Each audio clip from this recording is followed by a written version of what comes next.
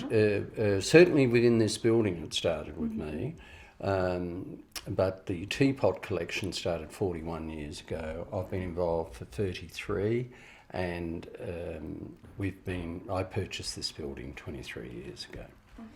Okay. And I was reading that at the age of 9 you got started. So how does somebody so young get started on something like collecting antiques? I think I'm confident it had something to do with my parents. My parents were very involved in charity work, and we as children, I was one of 4 surviving children, and we went along with our parents to a lot of fetes that they were assisting different people with, and that was in South Australia. I enjoyed very much the Cheap Jack stall, which in New South Wales referred to as the Jumble or the White Elephant stall. We called it the Cheap Jack. And I was fascinated by silver plate, of course. And so I've identified that was when I first started to collect. Okay. And so most of these teapots, where do they come from? So are they donated, or you buy them off people? Yes, we purchase them. You purchase them.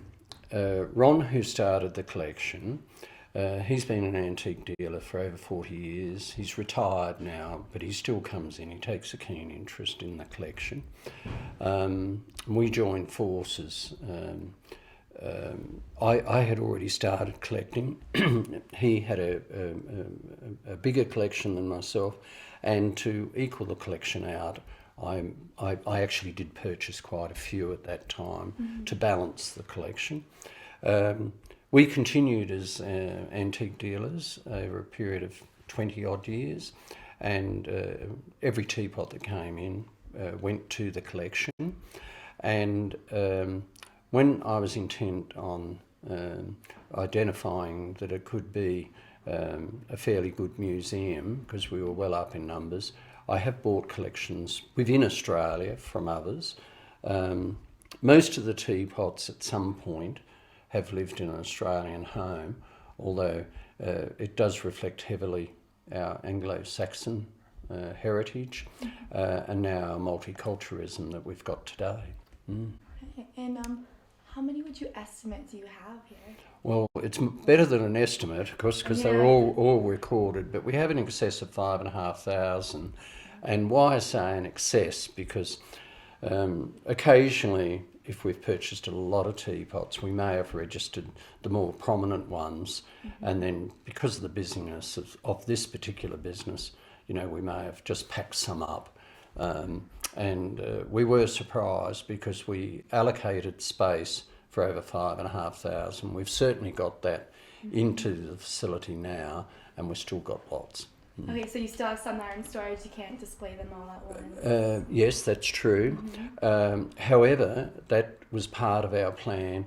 When you look, you'll see stationary cabinets, permanent cabinets, and that's where predominantly the display, those teapots will live in those cabinets.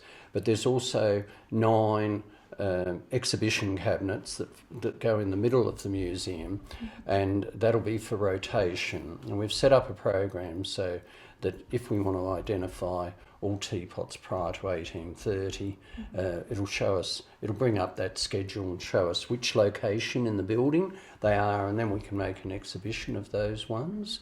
But we also, the excess teapots, we're categorising those, and although you can't see it, we have, to the centre part of the building, we have an equal distance upstairs, and that's where we'll be doing a lot of the curation and what have you. Wow.